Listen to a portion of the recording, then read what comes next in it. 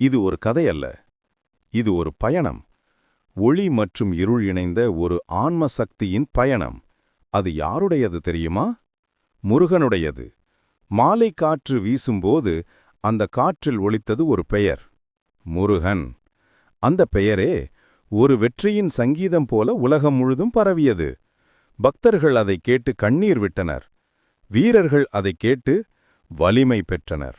அந்த ஒலி ஒவ்வொரு உயிரின் உளத்தையும் தொடும் ஒலி. இந்நாளில் ஒரு மனிதன் நகரத்தின் மத்தியில் நின்று கொண்டிருந்தான். அவன் பெயர் ஆனந்தன். அவன் எல்லாவற்றையும் பெற்றவன், பணம், புகழ், பதவி. ஆனால் உள்ளத்தில் ஒரு வெற்றிடமும் ஒரு சோர்வும். ஒவ்வொரு இரவும் அவனைத் துரத்தும் கனவு ஒன்று இருந்தது. அந்த கனவில் அவன் ஒரு குரல் கேட்டான். நீ ஆற்றல்தானா அல்லது மயக்கந்தானா? அந்த குரல் முருகனுடையது போல தோன்றியது. அது அவனின் வாழ்க்கையை தலைகீழாக மாற்றப் போகும் முதல் அறிகுறி. அவன் கோயில்களைத் தேடினான். அவன் பழைய நூல்களைப் படித்தான். அவன் யாரிடமாவது அந்த குரலின் பொருளை கேட்க முயன்றான்.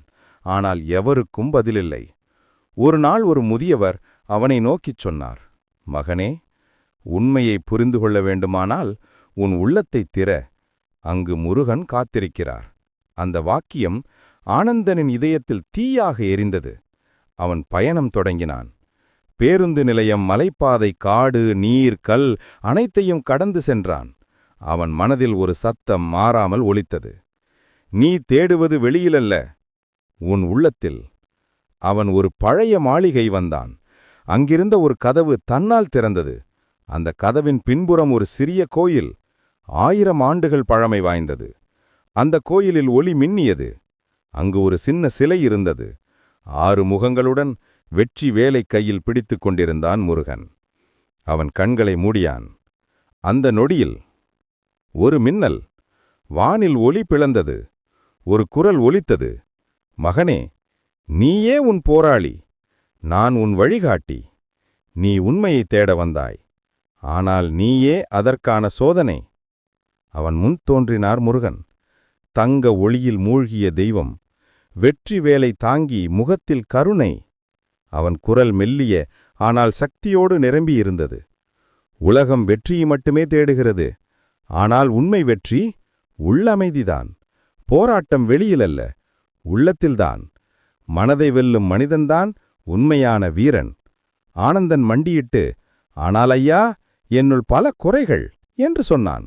முருகன் சிரித்தார். குறையில்லாதவன் கடவுள் இல்லை. குறைகளை எதிர்கொள்ளும் மனிதன்தான் கடவுளாக மாறுகிறான். அந்த வார்த்தைகள் காற்றில் ஒலித்தது. வானம் அதிர்ந்தது. முருகன் கைவிரித்து வானத்தை நோக்கிச் சொன்னார், இனி உன் பயணம் தொடங்கட்டும்.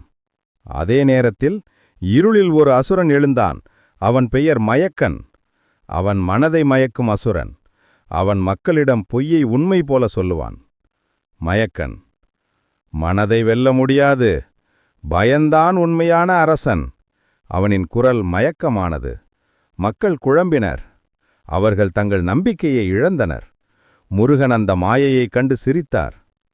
நீ மயக்கத்தை பரப்புகிறாய், ஆனால் என் ஒளி அந்த இருளை எரித்துவிடும். வானம் ஒளிமின்னியது. முருகன் தனது வேலை உயர்த்தினார். அந்த ஒளி மயக்கனின் மாயையை உடைத்தது. முருகனே, நான் மக்களின் உள்ளத்தையே பிடித்திருக்கிறேன்.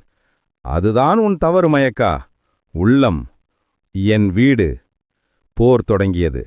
வெற்றிவேல் வானில் சுழன்று மின்னல் போல் விழுந்தது. அசுரன் மயக்கனின் உருவம் காற்றில் நொறுங்கியது. ஆனால் அவன் மறைந்து விடவில்லை. அவன் மக்களின் எண்ணங்களில் பதிந்திருந்தான். மயக்கனின் நிழல் ஒவ்வொரு மனதிலும் வாழ்ந்தது. பொருளாதார ஆசைகள், பெருமை, பொய் நம்பிக்கைகள், அவை எல்லாம் அவனுடைய ஆயுதங்கள். முருகன் ஆனந்தனை நோக்கிச் சொன்னார், உன் மனமே இப்போது உன் போர்க்களம். அங்கேயே அவனை வெல்ல வேண்டும்.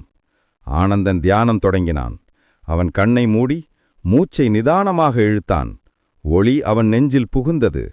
அவன் கடந்த தவறுகள் அனைத்தும் அவனது கண்முன்னே தோன்றின. அவன் அவற்றை மன்னித்தான். மன்னிப்பே மனிதனின் முதல் வெற்றி. அவன் தன்னை மன்னிக்கவில்லை என்றால் உலகமே அவனை மன்னிக்காது.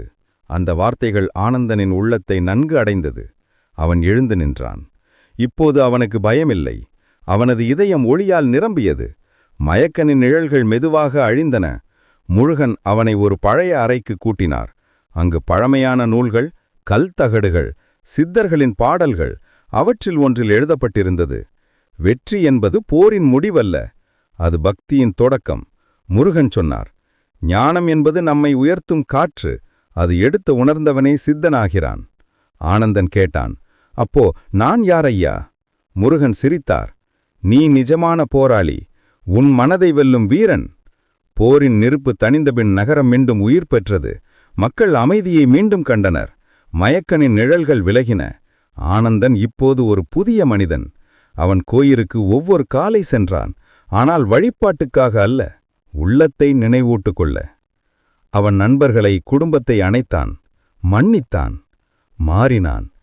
இப்போது நீ முழுமையடைந்தாய். போரின் முடிவல்ல இது, இது உன் ஒளியின் பிறப்பு. வானம் திறந்தது, ஒளி பளபளத்தது. முருகன் வானில் பறந்தார். வெற்றி வேலை உயர்த்தி வானை நோக்கிச் சொன்னார், நான் 5 முகங்களுடன் வருகிறேன். போர், ஞானம், பக்தி, மன்னிப்பு, மாற்றம். இந்த 5ம் சேரும்போது மனிதன் தெய்வமாகிறான். அவனின் குரல் ஒலித்தது.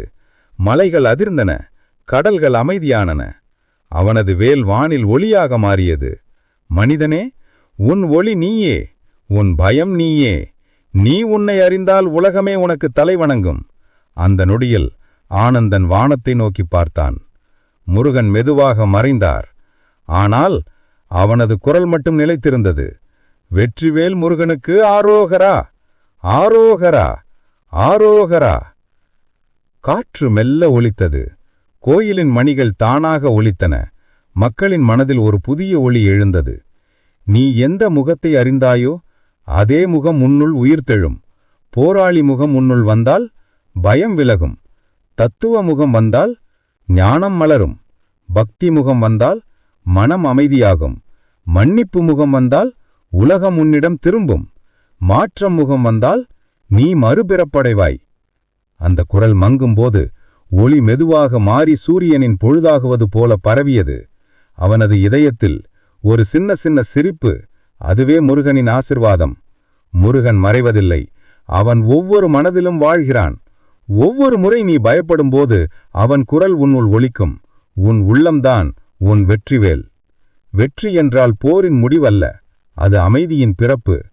முருகன் எப்போதும் சொல்வார், நீ ஒளியாக இரு, நீ வலிமையாக இரு, நீ உண்மையாக இரு. அந்த ஒளி உலகம் முழுவதும் பரவியது. வெற்றிவேல் முருகனுக்கு ஆரோகரா, ஆரோகரா, ஆரோகரா.